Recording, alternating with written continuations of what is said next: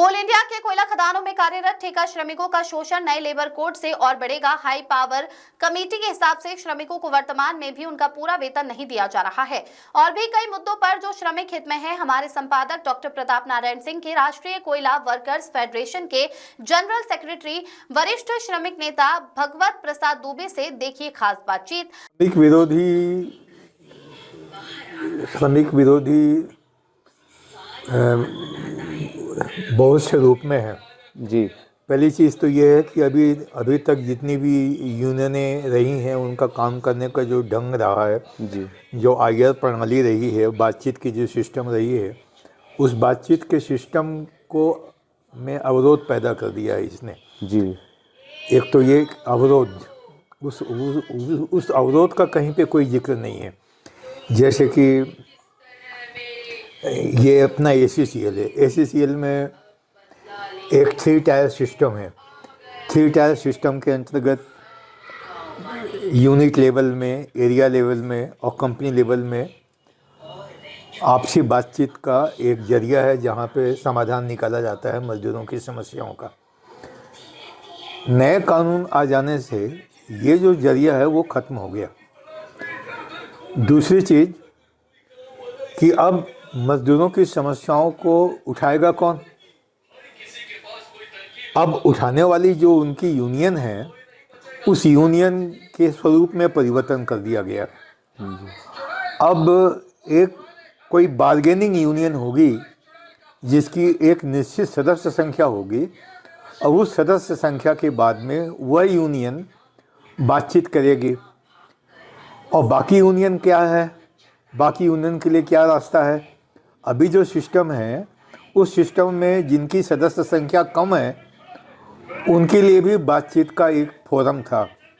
अब जिनकी सदस्य संख्या कम है वे अब प्रभावशाली तरीके से मजदूरों की समस्याओं को उठा नहीं पाएंगे क्योंकि वो बार्गेनिंग यूनियन के रूप में अब नहीं है। तो एक बार्गेनिंग यूनियन हो गई और बाकी दूसरे यूनियन हो गए, तो वो कैसे उठाएंगे समस्याओं को? वो वैसे ही उठाएंगे, लेबर कमिश्नर के पास जाएंगे, लेबर कमिश्नर उनको सुनेगा नहीं सुनेगा, और फिर लेबर कमिश्नर के पावर भी अब उतने नहीं रह गए जितने पहले जैसे थे जी। तो लेबर कमिश्नर के पावर ख़त्म। इसके अलावा कुछ नई चीज़ें बनाई गई हैं इसमें, जैसे ट्रिब्यूनल बनाया गया है उसमें। अब ट्रिब्यूनल में 2 रहेंगे, एक एडमिनिस्ट्रेशन की ओर से रहेगा, एक जुडिशियल मेंबर रहेगा। तो जुडिशियल मेंबर के काम करने का ढंग, सोचने का ढंग जुडिशियल टाइप का होगा, और जो एडमिनिस्ट्रेशन से आएगा, क्या ज़रूरत है? एडमिनिस्ट्रेशन से आने वाले लोगों को रखने की ज़रूरत क्या है? जो आदमी जुडिशियल से आया हुआ है वो स्वयं सक्षम है सबको करने के लिए। अब वहाँ पे 1 के बजाय 2 हो गया। अब दोनों की सहमति से होगा निर्णय। अब दोनों सहमति होती है कि नहीं होती है, ये एक ऐसा लंबा पेचीदा हो गया है ये कि अब मजदूरों को न्याय मिलना वर्तमान व्यवस्था में संभव नहीं है। अब ये जो 3 कानूनों को ख़त्म करके एक नया बना दिया इन्होंने, इंडस्ट्रियल रिलेशन कोड। इसमें ट्रेड यूनियन एक्ट पुराना वो ख़त्म कर दिया, इंडस्ट्रियल डिस्प्यूट एक्ट पुराना वो ख़त्म कर दिया, पेमेंट ऑफ विदेश एक्ट के स्थान पे नया ले आया वहाँ पे। तो कुछ चीज़ें तो इन्होंने अच्छी की हैं, लेकिन उन अच्छी चीज़ों को लागू करने के लिए जो जिसको क्या कहते हैं इम्प्लीमेंटेशन अथॉरिटी जो होती है उसकी नहीं है। अब जैसे नए कानून में ये है कि हर एक ठेका श्रमिक को अपॉइंटमेंट लेटर मिलेगा। अब वो अपॉइंटमेंट लेटर मिलेगा ये तो ठीक है, लेकिन इसको लागू करने वाली एजेंसी कौन है? Who will implement it? और अगर किसी ने इम्प्लीमेंट नहीं किया तो ठेकेदार के खिलाफ क्या कार्रवाई होगी? इसके पहले एक प्रिंसिपल एम्प्लॉयर हुआ करता था, अब प्रिंसिपल एम्प्लॉयर की भूमिका ख़त्म हो गई। वहाँ पे प्रिंसिपल एम्प्लॉयर शब्द है लेकिन प्रिंसिपल एम्प्लॉयर के ऊपर अब कोई जिम्मेदारी रही नहीं, अब वो सारी जिम्मेदारी दूसरे की हो गई। अब एक दूसरी समस्या आ गई है, ये कहते हैं कि जो फिक्स टर्म कॉन्ट्रैक्ट वर्कर हैं उनके फ़ायदे वही होंगे जो परमानेंट मजदूरों को फ़ायदे होते हैं। अब यहाँ पे कोल माइंस में 2 प्रकार के ठेके हैं, एक तो ACCL में ठेका दिया जा रहा है और दूसरा कुछ कोल ब्लॉक प्राइवेट लोगों को दिया जा रहा है। जैसे परसा कोल ब्लॉक ये अडानी को दिया गया, या आपके भैया थान के पास एक कोई ब्लॉक है वो प्रकाश इंडस्ट्रीज को दिया गया। अब ये इनको 10 साल के लिए दिया गया, 12 साल के लिए दिया गया, 30 साल के लिए दिया गया।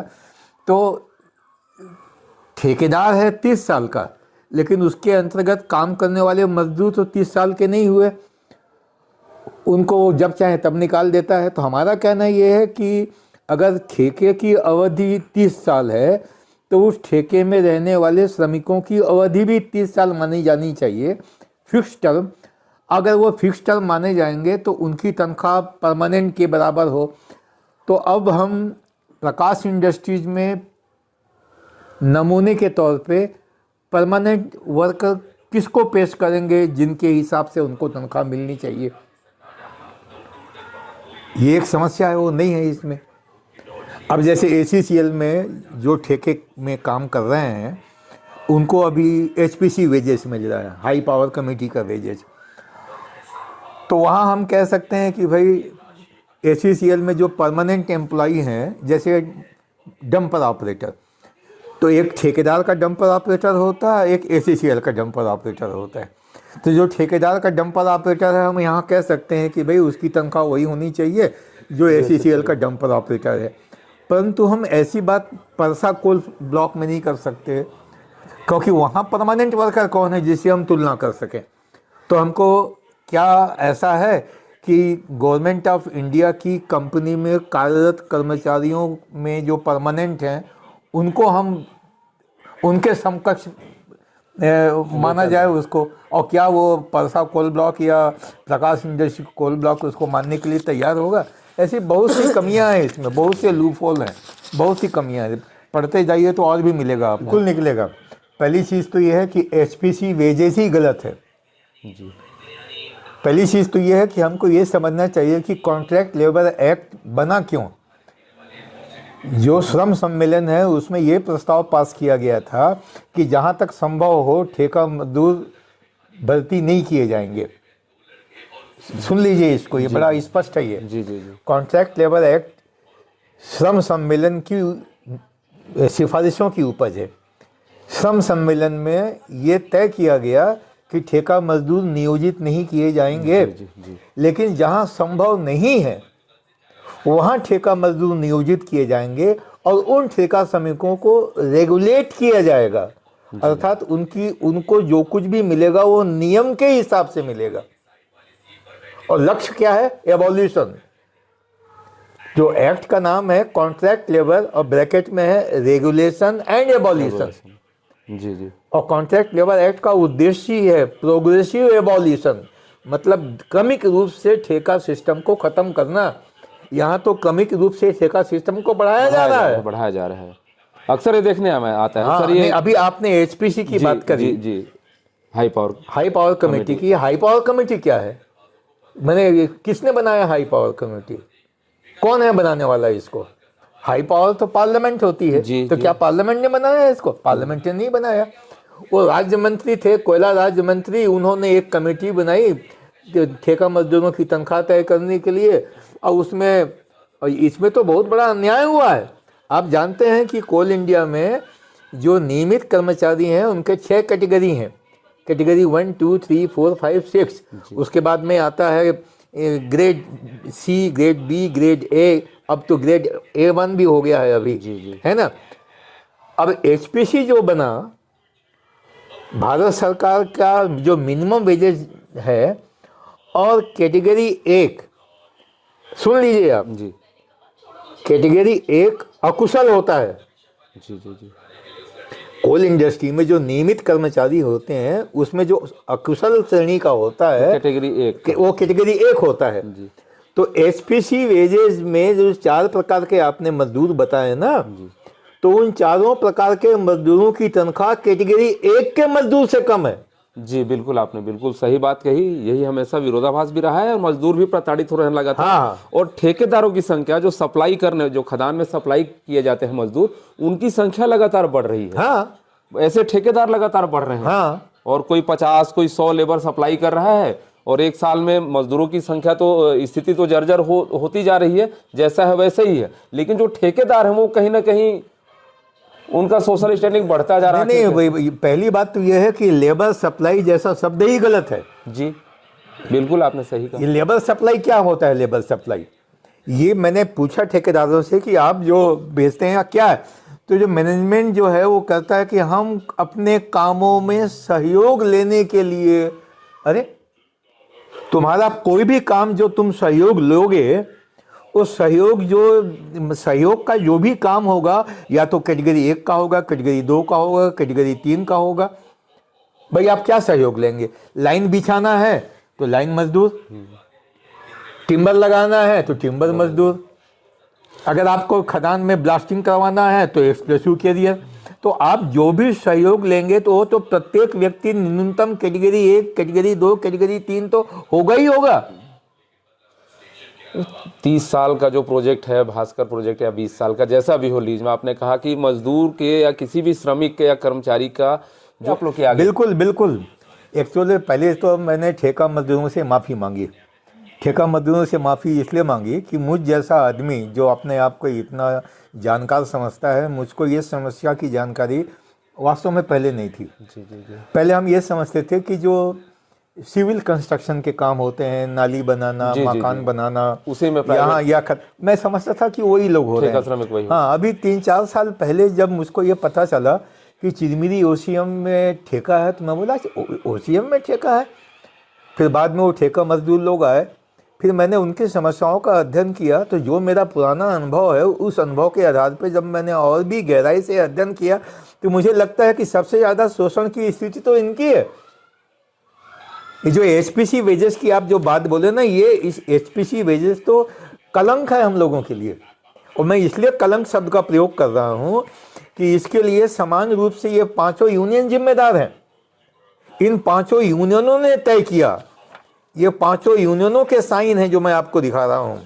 इन लोगों ने साइन किया, ये सारे 5 यूनियन, कि एक एचपीसी होना चाहिए, उसकी तनख्वाह कैटेगरी 1, मैंने कैटेगरी 1 का जो अकुशल श्रमिक है उससे भी कम तनख्वाह होती है जो कुशल श्रमिक, कुशल नहीं, उच्च कुशल, उत्कृष्ट उच्च कुशल जो है, जो उच्च कुशल आदमी है उसको एचपीसी वेजेस के हिसाब से मिलेगा 1300, आज के हिसाब से 1300 या 1400 कुछ। जी जी।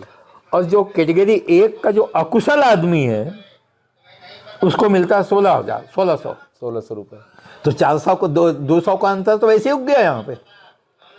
और जो पैमाना है कुशलता अकुशलता का, वो वही है जो नियमित और ठेकेदारों का होता है। बिल्कुल सर, इस पे देखिए सर, जो जमीनी हकीकत है, हाँ, ठेकेदारी प्रथा और प्राइवेट कर्मचारियों को खदान में काम कराना, ओसीपी में काम कराना। हाँ। लेकिन एचपीसी आपने कहा हाई पावर कमेटी में 5 यूनियन के दस्तखत हैं, लेकिन इसको क्रियान्वित दिखा रहा हूं ना जी जी जी जी, ये क्रियान्वित करने के लिए ये,